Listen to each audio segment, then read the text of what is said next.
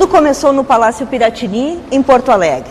Aqui dentro, o governador Leonel Brizola comandou um movimento para que João Goulart assumisse a presidência do Brasil com a renúncia de Jânio Quadros. 50 anos depois, em 2 documentários com depoimentos exclusivos, vamos reviver essa época conturbada de confronto entre legalidade e repressão.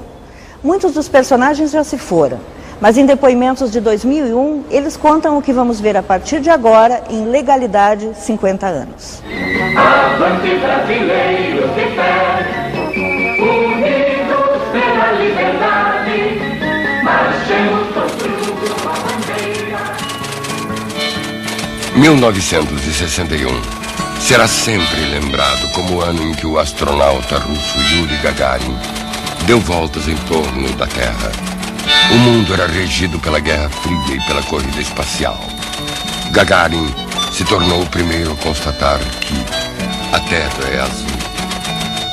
Nos Estados Unidos, 1961 foi o ano da posse de John Kennedy. Para atenuar a dianteira dos soviéticos na corrida espacial, Kennedy anunciou que os americanos enviariam astronautas à Lua.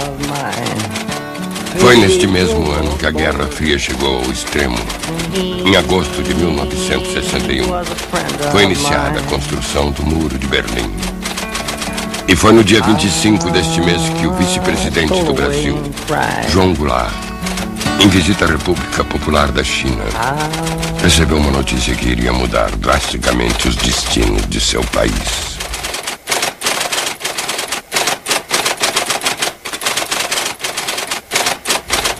Desde a noite anterior, pela televisão, o governador da Guanabara, Carlos Lacerda, denunciava uma conspiração para dar ao presidente Jânio Quadros poderes de ditador.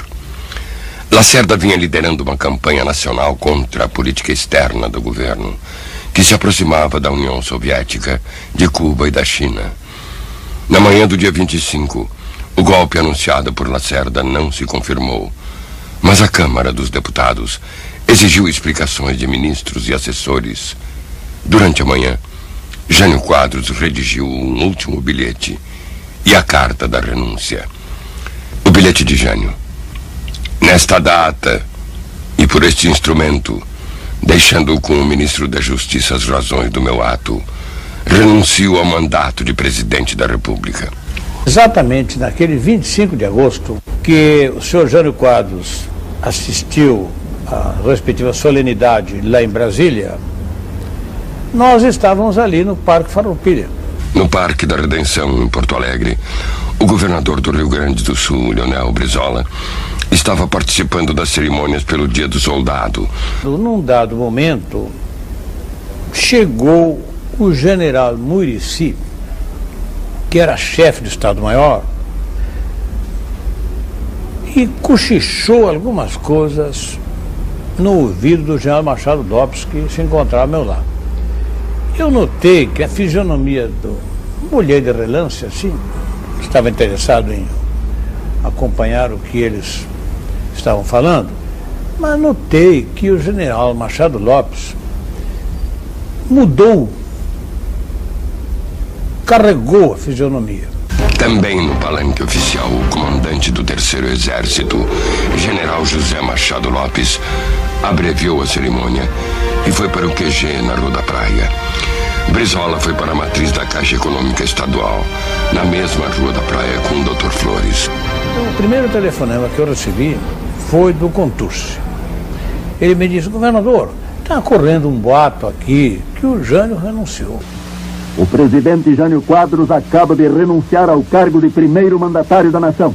Emitimos uma nota em defesa da Constituição, da legalidade democrática, que o governo do Rio Grande do Sul estava firmemente ao lado das instituições. A primeira coisa que o Brizola fez foi se reunir do grupo de assessores dele.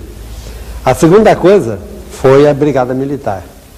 Ele queria saber até que ponto ele contaria com a Brigada. Tinha certeza que contava, mas tinha que ter certeza certa, e não uma certeza provável. Às 15 horas, o ministro da Justiça, Oscar Pedroso Dorta, apresentou ao Congresso, em Brasília, o pedido de renúncia de Jânio.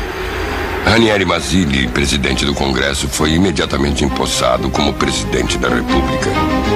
O Brasil vivia um estado de sítio não declarado. Ainda nesta tarde, em Cumbica, Jânio redigiu uma carta ao povo brasileiro denunciando forças ocultas que exigiram a sua renúncia. Ficamos perplexos.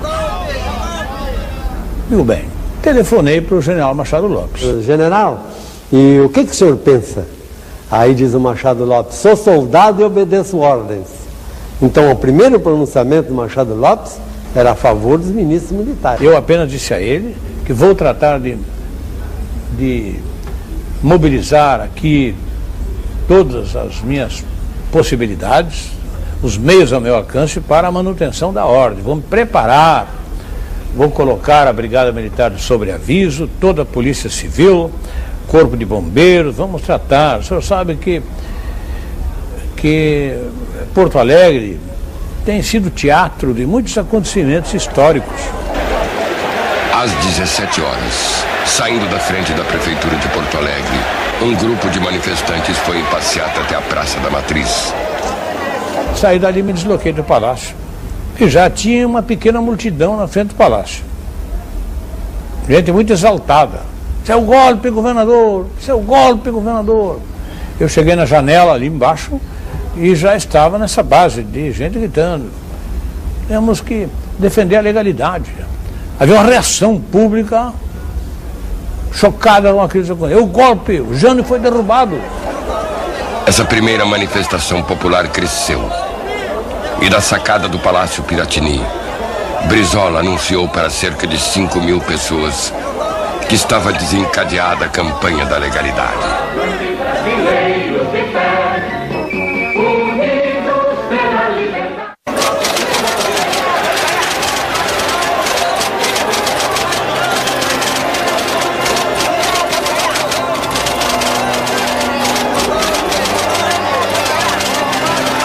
No dia 26 de agosto, o Palácio Piratini estava ocupado por funcionários do governo estadual, correligionários de Brizola e jornalistas, que passaram a manter vigílias de apoio à posse de João Goulart.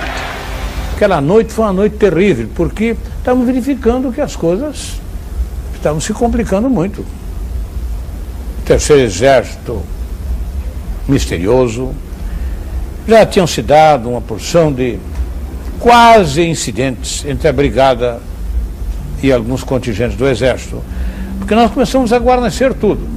Então houve assim aquela preocupação do Brizola ter apoio e demonstrar que tinha apoio militar. Isso era importante. Tinham que saber que não era qualquer grupo que vinha aqui ocupar o palácio, que tinha que vencer a brigada.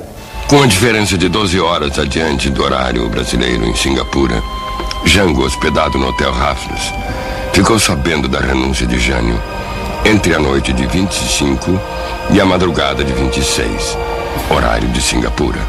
A partir desse momento, nós tratamos de ver se encontrávamos uma comunicação com o vice-presidente, João Goulart. Não havia possibilidade. Ele estava na China, não havia como. Mas tratamos de buscar comunicações no Rio de Janeiro, Brasília, né, pelo país afora. Ele começou a contatar com os generais e ia falar. E eu cheguei a pegar algumas... entrava no gabinete dele assim, meio discreto, e cheguei a ouvir alguns diálogos dele com os generais. Eu consegui uma ligação com o general Costa e Silva, que estava no Recife. General, a sua posição vai ser uma posição que vai marcar a história do Rio Grande do Sul. Ele ouviu isto e voltou. Disse: governador, eu já lhe disse que o senhor não telefone mais para cá. Foi tão grosseiro que eu digo: olha, general, claro que eu não vou telefonar, mas fique sabendo que eu lhe considero um golpista, e um golpista filho. Instalado no Mata Borrão, na esquina da Borges de Medeiros, quando